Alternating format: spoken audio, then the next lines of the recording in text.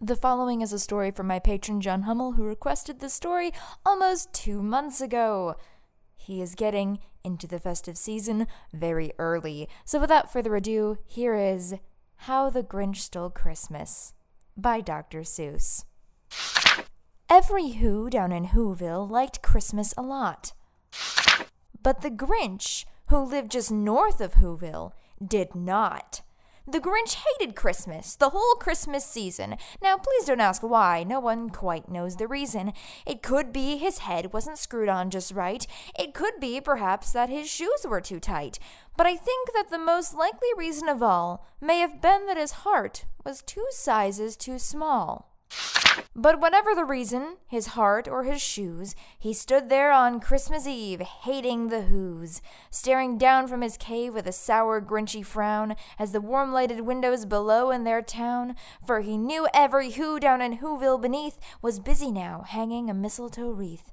"And they're hanging the stockings," he snarled with a sneer. "Tomorrow is Christmas, it's practically here." Then he growled, with his Grinch fingers nervously drumming, "I must find a way to stop Christmas from coming." For tomorrow, he knew, all the Who girls and boys would wake bright and early, they'd rush for their toys, and then, oh, the noise! Oh, the noise, noise, noise, noise! That's one thing he hated, the noise, noise, noise, noise!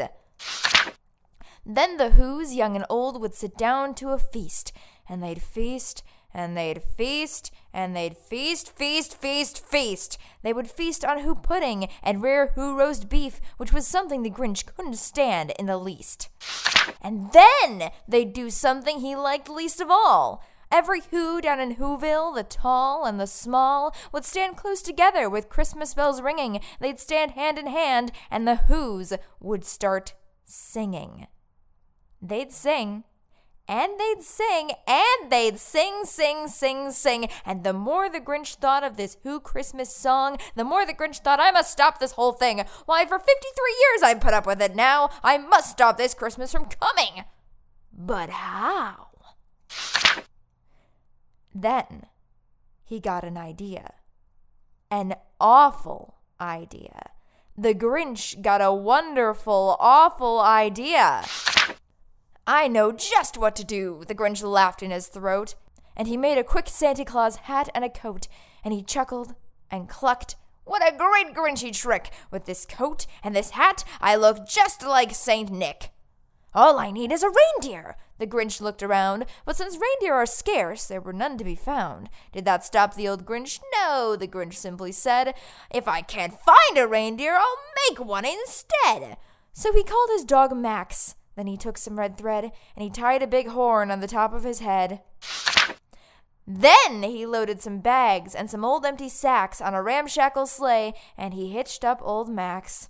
Then the Grinch said, "Giddy up!" and the sleigh started down toward the homes where the Whos lay a snooze in their town. All their windows were dark, quiet snow filled the air. All the Whos were all dreaming sweet dreams without care. When he came to the first little house on the square, "This is stop number 1, that old Grinchy Claus hissed, and he climbed on the roof, empty bags in his fist. Then he slid down the chimney, a rather tight pinch, but if Santa can do it, then so could the Grinch. He got stuck only once, for a moment or two, then he stuck his head out of the fireplace flue, where the little Who stockings all hung in a row. "These stockings," he grinned, "are the first thing to go." Then he slithered and slunk with a smile most unpleasant around the whole room, and he took every present. Pop guns and bicycles, roller skates, drums, checkerboards, tricycles, popcorn, and plums, and he stuffed them in bags. Then old Grinch very nimbly stuffed all the bags one by one up the chimbley. Then he slunk to the icebox. He took the Who's feast. He took the Who pudding. He took the roast beast. He cleaned out that icebox as quick as a flash. Why, that Grinch even took their last can of Who hash. Then he stuffed all the food up the chimney with glee. "And now," grinned the Grinch, "I will stuff up this tree." And the Grinch grabbed the tree and he started to shove when he heard a small sound like the coo of a dove. He turned around fast and he saw a small Who, little Cindy Lou Who was no more than 2. The Grinch had been caught by this tiny Who daughter, who'd got out of bed for a cup of cold water. She stared at the Grinch and said, "Santa Claus, why? Why are you taking our Christmas tree? Why?" But you know, that old Grinch was so smart and so slick, he thought up a lie, and he thought it up quick. "Why, my sweet little tot," the fake Santa Claus lied, "there's a light on this tree that won't light on one side, so I'm taking it home to my workshop, my dear. I'll fix it up there, then I'll bring it back here." And his fib fooled the child. Then he patted her head, and he got her a drink, and he sent her to bed. And when Cindy Lou Who went to bed with her cup, he went to the chimney and stuffed the tree up. Then the last thing he took was the log for their fire. Then he went up the chimney, himself the old liar. On their walls he left nothing but hooks and some wire. And one speck of food that he left in the house was a crumb that was even too small for a mouse. Then he did the same thing to the other Who's houses, leaving crumbs much too small for the other Who's mouses. It was 1/4 past dawn, all the Who's still abed, all the Who's still a snooze, when he packed up his sled, packed it up with their presents, the ribbons, the wrappings, the tags, and the tinsel, the trimmings, the trappings.